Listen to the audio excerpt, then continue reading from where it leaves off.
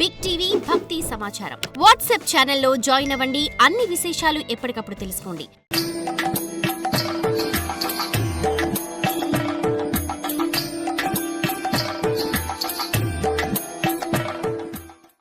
నువ్వు విష్ణుమూర్తివి, నీ ఐశ్వర్యం అపారం, నీ మహిమ అనంతం. ఈ సముద్రంలో బుడగలు నురగ పుట్టినట్లుగా నీలో సమస్త బ్రహ్మాండాలు పుట్టి నీలోనే చేరిపోతూ ఉంటాయి. నువ్వు మా అహంకారాలను పోగొట్టి రక్షించిన తండ్రివి. మమ్మల్ని రక్షించి మాకిక అనుమతి ఇవ్వు. మేము నువ్వు విధించిన కార్యాన్ని గర్వం లేకుండా సక్రమంగా ఆచరించే శక్తిని మాకివ్వు అని ప్రార్థించాం. అప్పుడు ఆయన అందరినీ ఆశీర్వదించి బ్రహ్మలను వారి వారి స్థానాలకు పంపి నన్ను చాలా ప్రేమగా దగ్గరకు తీసుకొని, నాయన తపస్సు చేస్తూ ఉండు అని నాకు చెప్పాడు. నాకు బుద్ధి వచ్చింది. ఈ ద్వీపాన్ని నిర్మించుకొని ఇక్కడే ఉండి తపస్సు చేసుకుంటున్నాను. ఈనాటికి నా తపస్సు ఫలించింది. నాపై దయతో ఆ పరమాత్మ ఇప్పుడు ఈ శ్రీకృష్ణుడి రూపంలో నన్ను అనుగ్రహించాడు. అర్జున, గర్వం మంచిది కాదు అని తెలపటానికే నా కథనంతా చెప్పాను. గర్వించిన బ్రహ్మలే గాలికి ఎగిరిపోతారు అంటే ఇక మానవుల సంగతి ఏమిటో నువ్వే అర్థం చేసుకో. అర్జున, మరొక రహస్యం చెబుతున్నాను విను. భగవంతుడు ఎప్పుడూ పరీక్షిస్తూనే ఉంటాడు. సాధకుడు ఆ పరీక్షలను వద్దు అనుకోకూడదు. పరీక్షలో గెలిచే సామర్థ్యాన్ని ఇచ్చి రక్షించు అని ప్రార్థించాలి. నువ్వు చూసావు కదా, ఈ శ్రీకృష్ణుడు మళ్ళీ నన్ను పరీక్షిస్తున్నాడు అని కృష్ణుడితో ఇలా అన్నాడు. కృష్ణ, నేను చాలా అల్పుణ్ణి, దయచేసి నన్ను మన్నించు, నేను యజ్ఞానికి రాలేను అన్నాడు. అప్పుడు కృష్ణుడు రావలసిందే అని పట్టుబట్టాడు. దాల్బుడు ఇక తప్పేది లేదని యాగానికి వస్తానని అంగీకరించాడు. కృష్ణుడు ఒక దివ్య పల్లకిని సృష్టి చేశాడు. దాల్బ మహర్షిని ఆ పల్లకిలో కూర్చోబెట్టి అందరూ హస్తినాపురానికి వచ్చారు. యుధిష్ఠిరుడు దాల్బ మహర్షిని సత్కరించాడు, పూజించాడు. దాల్బుడు బ్రహ్మత్వాన్ని వహించి యజ్ఞం చేయించాడు. యజ్ఞం పూర్తి అయిన తర్వాత దాల్బుడు కృష్ణుని అనుజ్ఞను పొంది తన ద్వీపానికి వెళ్ళిపోయాడు. యథాప్రకారంగా తపస్సులో మునిగి బ్రహ్మానందాన్ని అనుభవించసాగాడు. ఈ దాల్బ మహర్షి గురించి ఎన్నో కథలు కూడా ఉన్నాయి. ఆయన లోక కళ్యాణం కోసం ఎన్నో మహత్తర కార్యాలను కూడా చేశాడు. వాటిల్లో ముఖ్యమైన ఒక కథను తెలుసుకుందాం. ఒకనాడు నైమిషారణ్యంలో గొప్ప గొప్ప ఋషులందరూ కలిసి విశ్వజిద్యాగం చేశారు. తర్వాత వారు లోకానికి మరింత క్షేమం కలగాలని కోరుకొని 12 వర్ష సత్రయాగం ప్రారంభించారు. ఆ యాగానికి మంచి ఆరోగ్యంగా ఉన్నవి, పుష్టిగా ఉన్నవైనటువంటి 21 ఆవులు అవసరమయ్యాయి. అటువంటి ఆవులిమ్మని అడగటానికి ఋషులు పాంచాల దేశానికి వెళ్ళారు. రాజుగారిని దర్శించుకొని తమ యజ్ఞం గురించి, యజ్ఞానికి కావలసిన ఆవులను గురించి, అంటే పాలు పెరుగు కావాలి కదా, ఆవులను గురించి చెప్పారు. అప్పుడు పాంచాల రాజు, మహర్షులారా, నేను మీకు సహాయం చేయలేకపోతున్నందుకు క్షమించాలి అని వేడుకున్నాడు. మహర్షులందరూ అయ్యో, ఇప్పుడు ఈ యజ్ఞాన్ని ఎలా పూర్తి చేయాలి అని దుఃఖించసాగారు. ఇంతలో దాల్బమునికి ఋషుల బాధ తెలిసింది. తపస్సులో ఉన్న ఆయన ఒక్కసారిగా కళ్ళు తెరిచి వారిని తన వద్దకు రమ్మని పిలిచాడు. అక్కడి ఋషులకు ఎవరో పిలుస్తున్నట్లుగా అనిపించింది. దృష్టి సారించారు. వెంటనే వారిని దాల్బ మహాముని కనిపించారు. వారు ఎంతో సంతోషంతోనూ ఆశ్చర్యంతోనూ ఆయన దగ్గరకు చేరి తమ బాధను చెప్పుకున్నారు. ఆయన, మీరు యాగం చేస్తున్నారని తెలిసింది. యాగం చేయటం చాలా మంచి పని. యాగానికి సహాయం చేయటము చాలా మంచి పని. విరివిగా యాగాలు చేయాలి. యాగాలు చేసేవారికి సహాయం కూడా చేయాలి. మీ యాగం బాగా సాగుతుంది.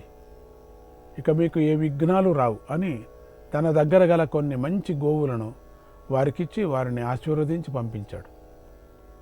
అలా దాల్భ్య మహాముని ఆ యాగాన్ని నిర్విఘ్నంగా సాగేటట్లు ఆశీస్సులను ఇచ్చినందుకు ఆయన చేసిన మహోపకారానికి మునిలోకమంతా ఎంతగానో ఆయనను స్తుతించింది. తర్వాత దాల్భ్య మహర్షి తన దగ్గర ఉన్న ఆవుల మందలో ఆవుల సంఖ్యను పూరిద్దామనుకొని ఎవరైనా రాజును అడిగితే బాగుంటుంది కదా, ఏ రాజును అడుగుదాం అని ఆలోచించాడు. కొన్ని ఆవులు ఇచ్చాడు కదా, దాన్ని సరిచేసుకోవాలా అనే దృష్టితో అప్పుడు ఆయనకు ధృతరాష్ట్రుడైన రాజు గుర్తుకొచ్చాడు. అంటే ధృతరాష్ట్రుడు మా గుడ్డికి ధృతరాష్ట్రుడు ఉన్నాడే, ఆయన కాదు, మన ఫ్రెండు ఆయన కాదు, ఆయన దగ్గరికి ఇంకొక ఆయన దగ్గరికి వెళితే ఈ సమస్య తీరిపోతుంది అనిపించి వెంటనే ఆ ధృతరాష్ట్రుడు రాజు దగ్గరికి వెళ్ళి ఆవులు నిమ్మని అడిగాడు. ఆ ధృతరాష్ట్ర మహారాజు మూర్ఖుడు. ఆయన దాల్భ్యమునిని చూడటంతోనే ఎంతో వినయం నటిస్తూ మీరు కోరిన గోవులన్నీ ఇస్తాను అని మాట ఇచ్చేసి పంపించాడు. ముని అటు వెళ్ళగానే ఇటు రాజు మునికిచ్చిన మాటను గాల్లోకి వదిలేసి చేతులు దులిపేసుకొని హాయిగా ఉన్నాడు. రోజులు దొర్లిపోయాయి, నెలలు గడిచిపోయాయి. కానీ రాజు ఆవులను ముని వద్దకు పంపలేదు. దాల్భ్యమునికి అనుమానం కలిగి ఒకనాడు రాజు దగ్గరికి వచ్చి ఆవుల సంగతిని గుర్తు చేశాడు. రాజు కంగారు పడుతున్నట్లు నటించి ఆయనను గోశాల దగ్గరకు తీసుకొని వెళ్ళి, మునీంద్ర, రాజ్య వ్యవహారాలు ఎలా ఉంటాయో మీకు తెలుసు, ఎన్నెన్నో తలనొప్పులు వస్తూ ఉంటాయి. అంత ఒత్తిడిలోనూ నేను మీ మాట మర్చిపోలేదు, నాకు బాగా గుర్తుంది. ఇవిగో ఈ ఆవులను తీసుకువెళ్ళండి అని అక్కడ చచ్చిపోవటానికి సిద్ధంగా పడి ఉన్నటువంటి ఆవులను మునికి చూపించాడు. వాటిని చూసిన మునికి మహాకోపం వచ్చింది. ఓరి మూర్ఖ, నైమిషారణ్య మునులకు తలపెట్టిన యాగానికి విఘ్నం కలగకూడదని నేను నా ఆవులను కొన్ని ఇచ్చేశాను. దాంతో నా ఆలమందలో కొన్ని ఆవులు తక్కువ అయ్యాయి. కనుక గోసంరక్షణార్థం ఆవులను, కోడెదూడలను ఎవరినైనా అడగటంలో తప్పు లేదనే ఉద్దేశంతో నీ దగ్గరికి వచ్చాను. నువ్వేమో నన్ను ఇలా అవమానించావు, ఇక నీ గతి ఎలా మారుతుందో చూడు అని దాల్భ్యముని అక్కడి నుంచి చరాచర వెళ్ళిపోయాడు. సరాసరి సరస్వతీ నదీ తీరానికి చేరాడు. ఒక హోమకుండాన్ని ఏర్పరచుకొని అగ్నిని ప్రజ్వలింపజేసి ధృతరాష్ట్రుని దేశమంతా నాశమైపోవాలి అని ఆభిచారిక హోమాన్ని ప్రారంభించాడు. అక్కడ హోమం ప్రారంభించగానే ధృతరాష్ట్రుని రాజ్యంలో దుశ్శకునాలు కనిపించాయి. ఈ విపరీత పరిస్థితికి ధృతరాష్ట్ర మహారాజు గడగడ వణికిపోయాడు. మునిని అవమానించినందుకు తగిన శాస్తి జరుగుతుందని తెలుసుకొని వెంటనే కొంతమంది బ్రాహ్మణులను వెంటబెట్టుకొని దాల్భ్య మహాముని సన్నిధికి చేరుకొని ఆయన పాదాలు పట్టుకొని క్షమించమని వేడుకున్నాడు. ఆ మహాత్ములకు కోపం ఎంతోసేపు ఉండదు. రాజు వచ్చి పాదాల మీద పడి ప్రార్థించగానే దాల్భ్య మహాముని కరిగిపోయాడు. ధృతరాష్ట్రుని చూసి, రాజా, చాలా సంతోషం, ఇప్పటికైనా నీకు బుద్ధి వచ్చింది, ఇది మంచి పరిణామం, నిన్ను క్షమించాను, నేను ఇక మేలు చేస్తాను అంటూ ధృతరాష్ట్రుడి కోసమే శాంతి హోమాన్ని చేసి అంతరించిపోతున్న రాజ్యాన్ని సంరక్షించాడు.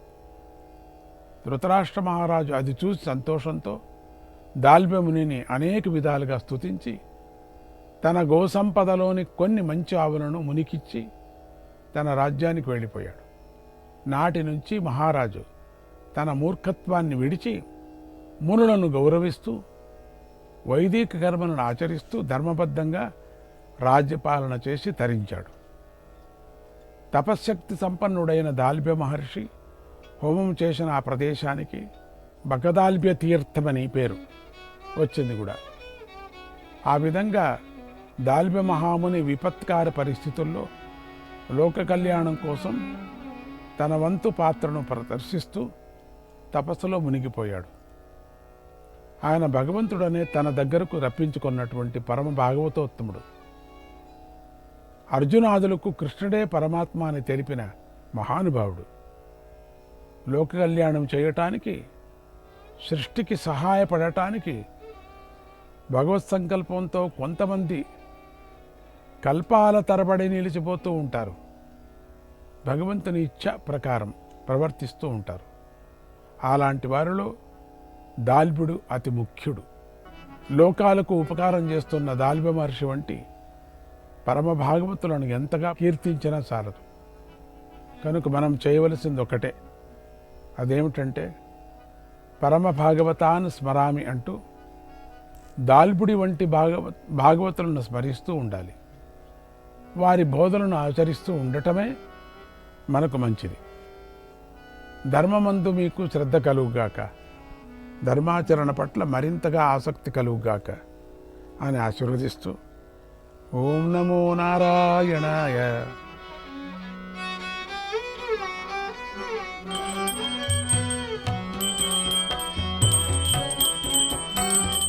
వినరో భాగవతోత్తమ కథలు, వినగా వినగా తొలగును వ్యథలు. వినరో భాగవతోత్తమ కథలు, వినగా వినగా తొలగును వ్యథలు. పలు విధ భక్తుల వింత చరితలు, అందించును అవి అందని ఫలములు. పలు విధ భక్తుల వింత చరితలు, అందించును అవి అందని ఫలములు.